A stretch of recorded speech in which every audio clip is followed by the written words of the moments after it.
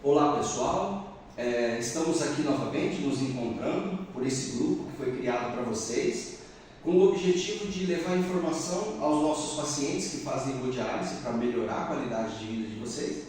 Essas informações também são importantes para os acompanhantes, para os familiares dos pacientes, enfim. E hoje nós temos aqui a presença do Dr. Danilo Tessarolo, que é um dos nossos nefrologistas, que veio ajudar a gente a entender um pouco melhor a situação da qual a gente vai falar hoje. Qual é o assunto de hoje, pessoal? Hoje nós vamos falar sobre as faltas nas sessões de hemodiálise. Vários pacientes estão faltando com uma certa frequência, achando que não tem problema nenhum, que não vai ter consequência nenhuma.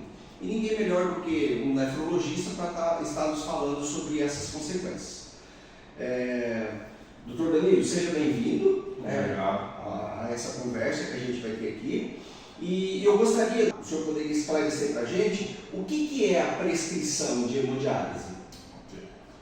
Bom dia ou boa tarde para todos os pacientes, familiares que podem assistir esse vídeo também, para a gente tentar esclarecer algumas dúvidas. Então, em relação à primeira pergunta, o que vem ser a prescrição de hemodiálise? Essa prescrição de hemodiálise ela é feita pela equipe, tá? Médicos e enfermeiros em conjunto, tá? E que a gente vai determinar, tá? O tempo, tá? E o número de sessões, tá? Que o paciente vai fazer. Então a gente leva em consideração algumas coisas. Em relação ao tempo, o paciente pode fazer hemodiálise de 3 a 4 horas, né, por sessão, tá? Em relação ao número de sessões, o paciente pode fazer de 3 a 4 vezes na semana. Isso aí é o que o SUS libera para a gente, tá? Outro parâmetro que a gente pode levar em consideração também na prescrição é em relação ao fluxo de sangue do paciente. Tem paciente que dialisa com fluxo de 300 ml por minuto, tem paciente que dialisa por 350, 400, podendo atingir até 450 ml por minuto, isso se a fístula permitir, tá? E um outro item da prescrição de hemodiálise também, que todos vocês sabem, é se o paciente utiliza ou não a heparina, tá? Então a heparina para não coagular o sangue ali nas linhas que o sangue está passando. Cada item dessa prescrição é importante, os pacientes podem questionar a gente. Por que eu faço 3 horas, por que o outro faz 3 horas e 30, por que o outro faz 4 horas? E em relação ao tempo, a gente leva em consideração a quantidade de água que a gente vai tirar por sessão, né? Se o paciente o tanto ganhou de peso, então o paciente ganhou muito peso, às vezes em 3 horas a gente não consegue tirar. Então a gente precisa aumentar 4 horas para esse paciente poder tolerar. Então o paciente que ganha mais peso, de uma forma geral, ele acaba fazendo mais tempo de hemodiálise, tá? Em relação ao fluxo de sangue, tá? Muitos pacientes se queixam, eu estou com um fluxo mais alto, eu me sinto cansado. Em relação ao fluxo, a gente tem que pensar, quanto maior o fluxo de sangue, maior quantidade de sangue vai passar no filtro de hemodiálise, que a gente chama de capilar. Mais sangue vai ser filtrado. Então a gente tenta devagarzinho ir aumentando esse fluxo de sangue do paciente para essa diálise se tornar mais efetiva, tá? Então quanto maior o fluxo, em geral, maior a quantidade de sangue filtrado, melhora para o paciente. Por isso que a gente sempre tenta ir melhorando o fluxo. Obviamente não é toda a fístula que permite a gente ter um fluxo tão alto, tá? Em relação ao outro item da prescrição que a gente já comentou, em relação à heparina. Para que eu utilizo heparina? Porque o sangue está passando naquelas linhas e o sangue pode coagular. E se o sangue coagular, o paciente perde sangue e também o sangue pode coagular dentro das fibras do filtro. E isso aí se torna a diálise menos efetiva. Então a gente vai ajustando a dose da heparina até a gente ter uma hemodiálise efetiva. Muitos pacientes se queixam, mas a heparina me deixa manchas pelo corpo. Eu entendo, mas não tem como a gente fazer hemodiálise sem heparina sempre. Uma ou outra sessão, às vezes a gente consegue fazer, mas o sangue coagula com maior facilidade dentro das fibras lá do filtro e a gente acaba perdendo esse capilar, acaba perdendo esse filtro e a diálise não se torna efetiva. Muito bem. Doutor, uma dúvida que eu tenho, assim, diante dessa prescrição, que o paciente tem que fazer 3 vezes por semana, 3 ou 4 horas, A gente sabe que tem alguns pacientes que faltam na sessão de hemodiálise e naquele dia que ele falta, ele não sente nada. Aí ele acha que está tudo certo e ele pode continuar faltando. Por que alguns pacientes não sentem nada nesse dia? Às vezes, quando o paciente falta apenas uma sessão, tá? Se ele é um paciente que ele apresenta grande quantidade de diurese, grande quantidade de xixi ainda, se ele é um paciente que faz um bom volume de xixi, ele não vai sentir, porque ele não vai inchar, tá? Então, ele chega aqui na clínica achando que está tudo bem. Porém, tá? Mesmo esse paciente fazendo xixi, ele está em hemodiálise porque esse xixi não está lavando as impurezas do organismo dele. Então, mesmo ele não estando inchado, ele está acumulando substâncias tóxicas ao organismo. E isso já é algo perigoso. Eu estou bem, eu faltei uma sessão, estou bem. Tá, você não está inchado, não descontrolou a pressão. Porém, muito provavelmente, nessa falta dessa sessão de hemodiálise, já começa a se acumular algumas substâncias tóxicas que podem ser prejudiciais ao organismo e a determinados órgãos do nosso organismo. Entendi.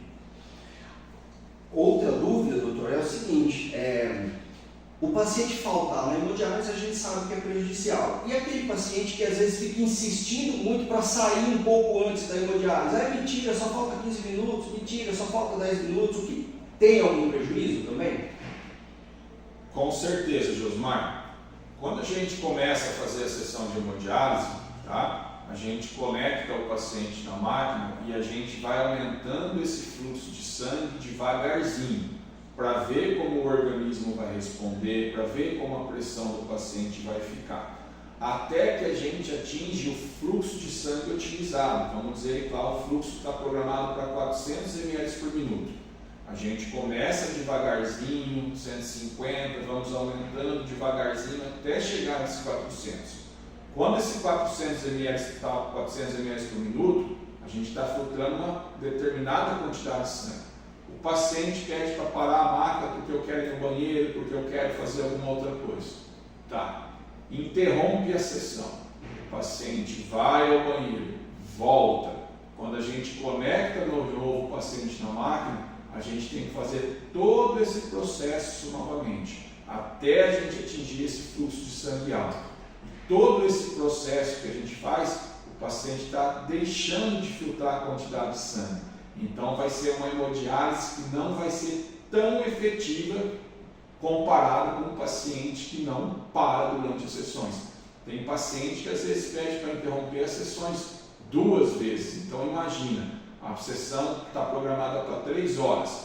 Ele para uma vez, a gente começa todo esse processo, atingiu o processo adequado, ele para de novo, começando de novo. Então vai ser uma sessão que ela não vai ser tão efetiva, não vai filtrar tanta quantidade de sangue como deveria ser seguido pela prescrição. Entendi. Tá, então diante de tudo isso, doutor, vamos passar para o pessoal que está ouvindo a gente aqui, quais são então as consequências e os riscos para esses pacientes que faltam uma sessão de hemodiálise ou que querem sair antes da máquina? São diversos riscos, tá? Então, o primeiro, o paciente pode começar a ter edema corporal, inchaço corporal. Por quê? Porque ele está acumulando peso. Ele fez a sessão na segunda, ele faltou na quarta, ele vai fazer só na sexta. Passou diversos dias sem hemodiálise. Então, o paciente ele começa a inchar a perna, começa a inchar ao redor do olho, o edema periorbitário. Esse inchaço os pacientes estão vendo. O problema é que dentro do organismo também está acumulando líquido, também está acumulando água. E existe um grande risco de acumular água no pulmão, que a gente chama de edema agudo de pulmão. É uma sensação de falta de ar, de sufocamento, de morrer afogado. Essa entidade, inclusive, pode levar o paciente ao óbito, à morte, se não der tempo de chegar no hospital ou aqui na clínica para fazer a sessão de hemodiálise. Uma segunda complicação, o paciente pode começar a aumentar os seus níveis de pressão, porque ele está acumulando líquido e isso vai gerando descontrole da pressão arterial. E essa pressão mais alta ela vai lesar outros órgãos. Ela vai lesar o coração pode começar a se dilatar e o paciente pode desenvolver insuficiência cardíaca, começar a ter falta de ar, não conseguir fazer suas atividades diárias. Pode ter lesão no fundo do olho, lesão na retina, o paciente pode começar a enxergar mal por descontrole da pressão, por descontrole ou por faltas nas sessões de hemodiálise, é uma outra complicação. O paciente pode também começar a aumentar a ureia, que é a principal substância que a gente tira na hemodiálise.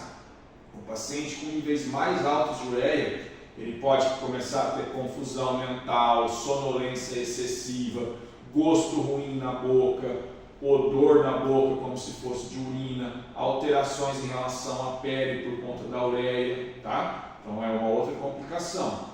Uma outra complicação temida, o paciente pode começar a ter acúmulo de fósforo no organismo. Esse fósforo ele aumenta muito a chance do paciente ter mortalidade cardiovascular. O que é isso? O paciente tendo fósforo mais alto, ele morre mais por infarto e por derrame, tá? E o fósforo também pode trazer alterações ósseas, então o paciente pode ter um osso enfraquecido, né? Pode ter outras complicações. A complicação mais temida, com maior risco para o paciente pode acumular potássio. O potássio ele é utilizado pela nossa musculatura, tá? Para se fazer a contração, e a gente precisa lembrar que o coração é um músculo, então esse potássio ele tem que estar numa faixa de segurança para o coração também. Se esse potássio estiver num nível muito alto, pode causar arritmias, bloqueios, podendo levar até parada cardíaca e a morte. Então, o paciente que falta em sessões de hemodiálise, ele tem um maior risco de morte por conta desses distúrbios do potássio. Isso é uma coisa muito grave. Um outro problema, pensando numa complicação futura, muitos pacientes pensam em fazer um transplante renal, muitos já até estão em fila de transplante renal.